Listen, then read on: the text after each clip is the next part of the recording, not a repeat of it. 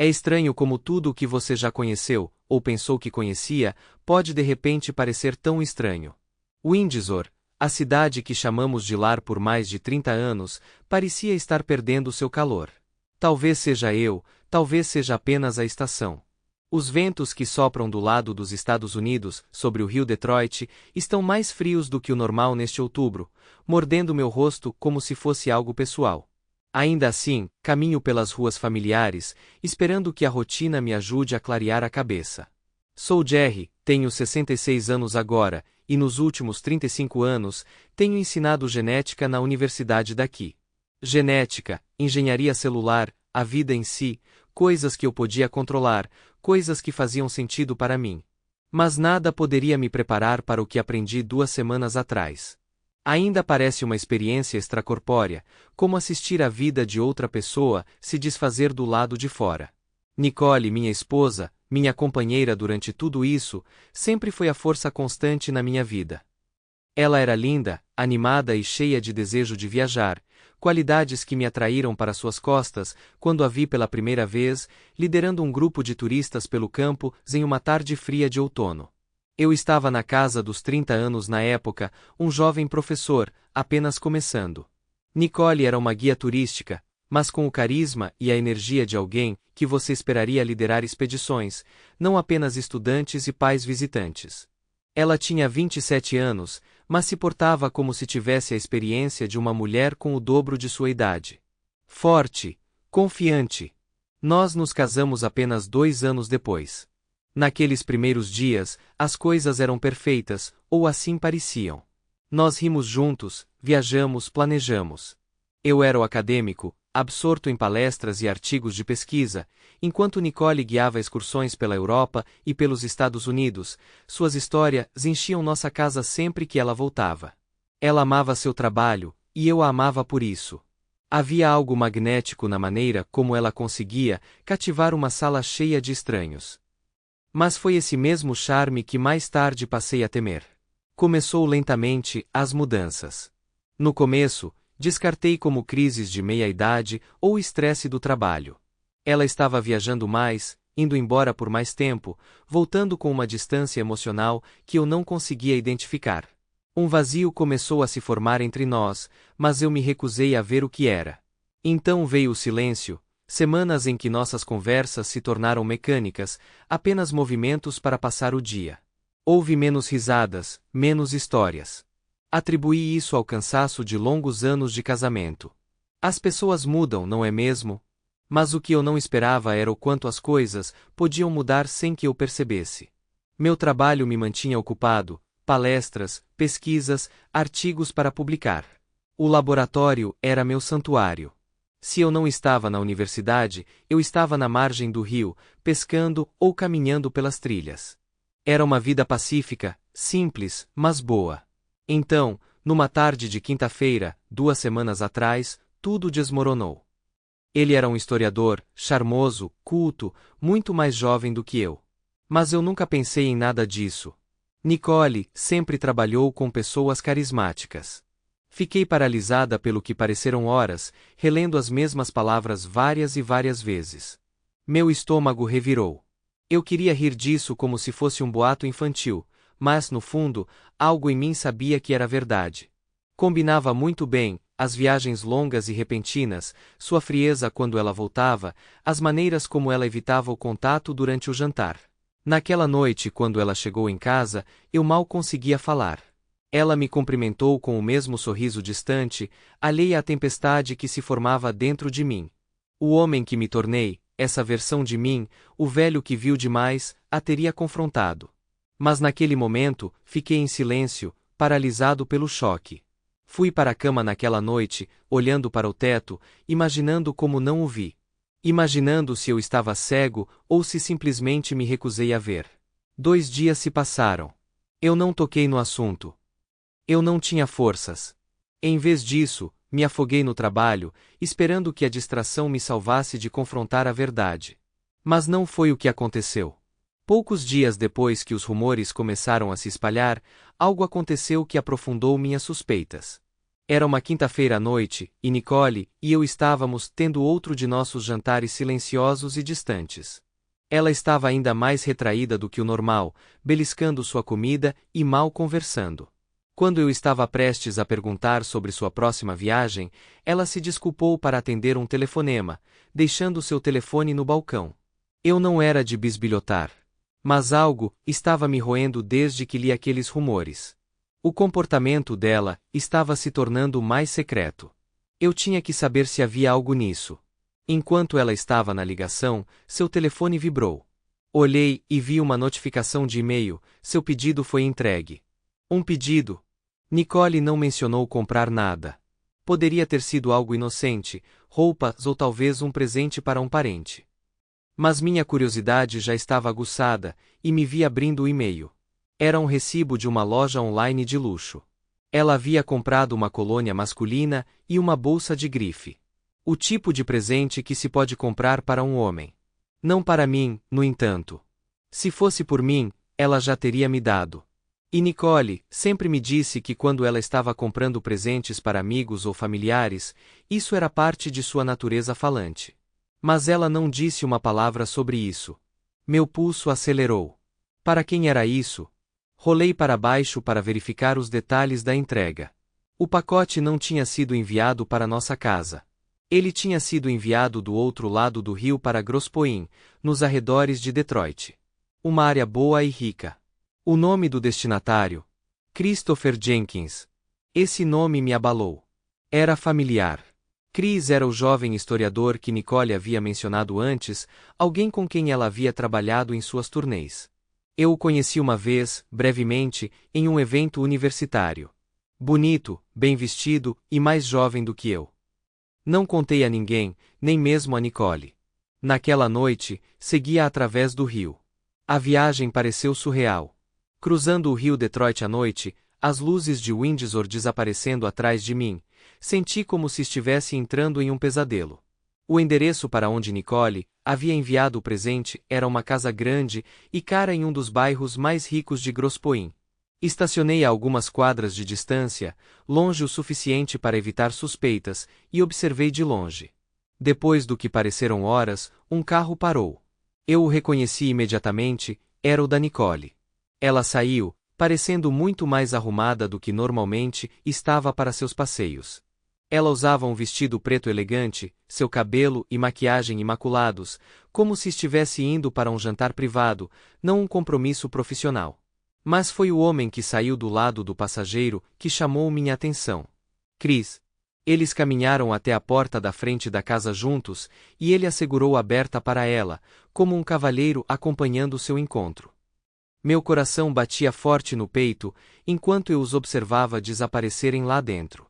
Depois de esperar alguns minutos, saí do carro e caminhei cautelosamente em direção à casa. Eu não queria ser visto, então fiquei nas sombras, me movendo silenciosamente. Quando cheguei à casa, encontrei uma entrada lateral, provavelmente usada para entregas ou funcionários. A porta estava destrancada. Eu me esgueirei para dentro. A casa era tão luxuosa quanto eu havia imaginado, pisos de mármore, obras de arte caras nas paredes, iluminação baixa e ambiente. Eu podia ouvir vozes vindas de um cômodo mais para dentro, e a segui, permanecendo escondida. Finalmente, cheguei ao que parecia ser uma área de estar, e pela fresta da porta, eu os vi. Nicole e Chris estavam parados bem próximos.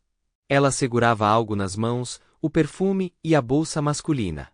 Meu estômago se revirou. Ela os entregou a ele, sorrindo calorosamente, um sorriso que eu não via dela há meses. Ele se inclinou e a beijou levemente na bochecha, e ela riu, uma risada suave e íntima que me atingiu. A palestra era a única coisa a qual eu conseguia me agarrar agora, a única parte da minha vida que ainda fazia sentido. Arrastei-me para dentro, fui direto para o quarto e desabei na cama. Na manhã seguinte, acordei grogue, o peso da noite anterior ainda pairando sobre mim. Fiquei olhando para o teto por um longo tempo, antes de me forçar a sair da cama. A casa ainda estava vazia. Nicole não havia retornado. Eu não sabia onde ela estava, e não me importei. Tomei banho, me vesti e me preparei para minha palestra. Enquanto eu juntava meus materiais, não pude deixar de pensar em como eu a faria pagar por isso.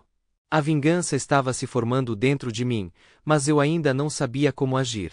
Parte de mim queria destruir tudo, nosso casamento, sua reputação, qualquer vida que ela pensasse que estava construindo com Chris. Mas outra parte de mim só queria passar o dia. Quando cheguei ao instituto, a rotina familiar de ensino começou a tomar conta. Entrei no auditório e, pela primeira vez em dias, senti uma sensação de calma. Mas agora, eu podia ver a decepção se aproximando. O que eu deveria fazer, Paul? Perguntei, me sentindo mais impotente do que nunca na minha vida. Nunca pensei que estaria nessa posição, não na minha idade. Paul não respondeu imediatamente. Ele apenas ficou sentado ali, pensando, passando a mão pelo cabelo do jeito que sempre fazia quando estava estressado. Finalmente, ele disse: "Você está certo, pai. Você é velho demais para ficar correndo atrás dela. Mas você também não pode deixar que ela pise em você. Você tem que fazer alguma coisa." Balancei a cabeça. Não sei se tenho isso em mim, Paul. Passei décadas com ela. Talvez seja apenas hora de deixá-la ir. Não, Paul disse firmemente. Você não pode simplesmente ir embora disso. Ainda não. Pelo menos fale com ela. Descubra o que está acontecendo. Ficamos sentados em silêncio por um tempo, nenhum de nós realmente sabia qual deveria ser o próximo passo. Paul estava certo, algo tinha que ser feito. Mas isso não ia acontecer hoje. Eu estava muito cansado, muito abatido por tudo o que tinha acontecido. Jerry. Que surpresa agradável. Quanto tempo você vai ficar? Olhei para Paul, depois de volta para Kate. Só uma noite. Voltarei cedo amanhã. O sorriso de Kate vacilou um pouco, mas ela não insistiu. Bem, é ótimo ver você. Me avise se precisar de alguma coisa. A noite passou em um borrão de conversa fiada e distrações.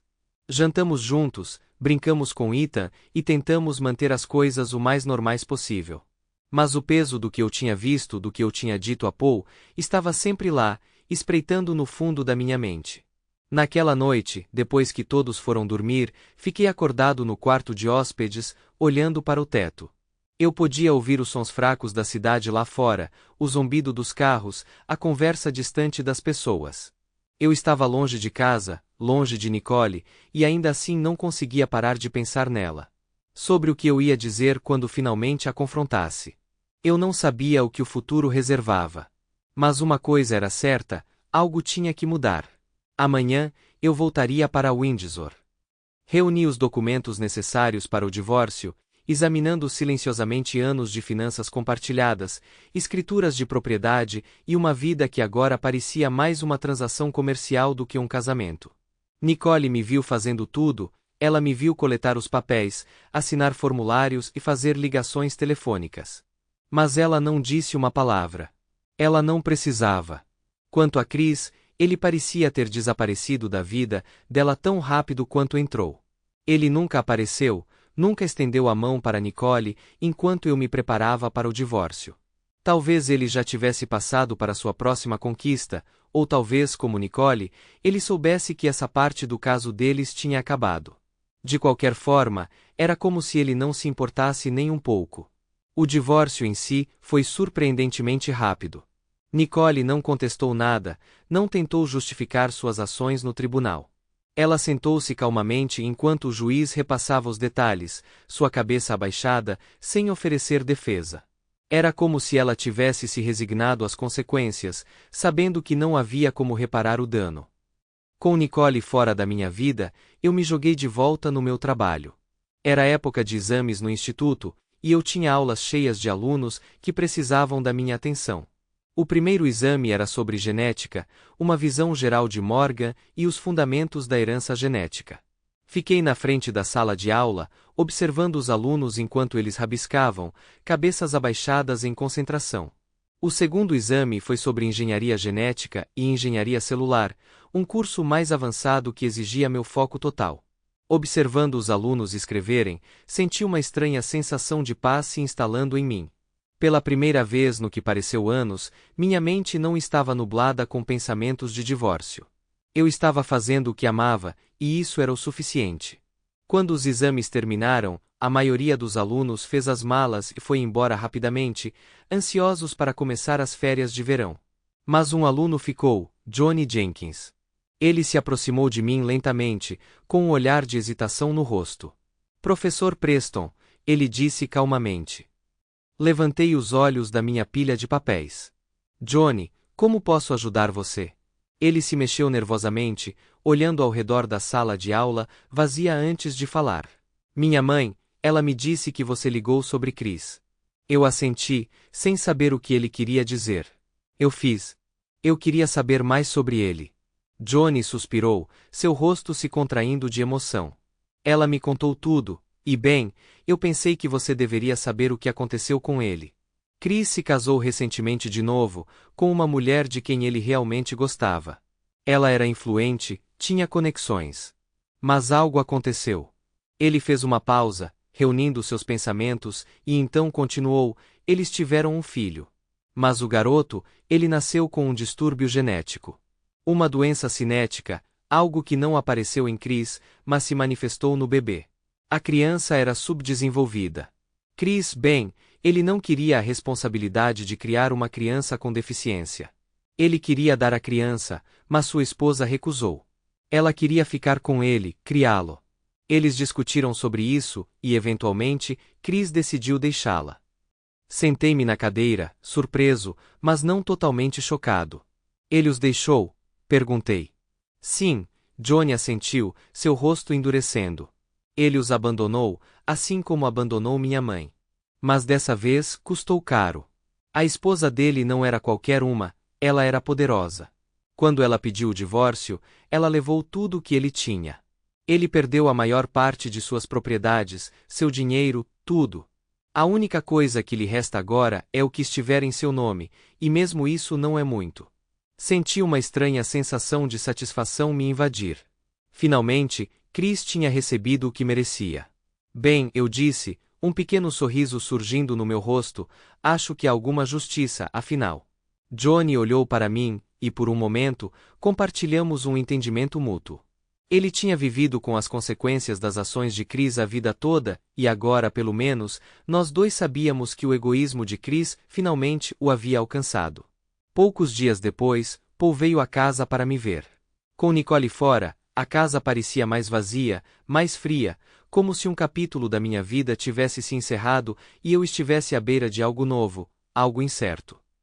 Você deveria pensar em atualizar este lugar, disse Paul, olhando ao redor para os móveis desgastados, a tinta ultrapassada.